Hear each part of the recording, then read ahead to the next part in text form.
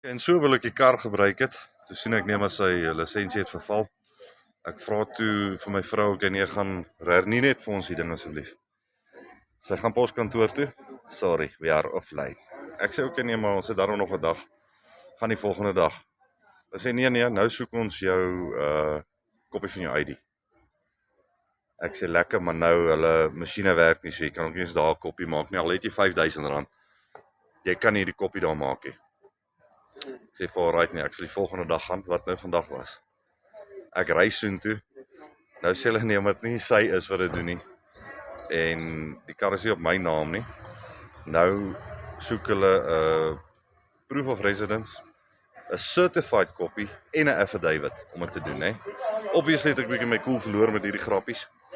En klim toe maar nou in die kar en ek ry terug huis toe, ek gaan haal my vrou. Ek sê vir haar, luister, jy moet nou ingaan. Ek gaan nie nou al daai rigmarole doen nie. Toe ons daar aankom, toe werk hulle pinmasjiene nie. Nou mag jy nie kwaad word nie.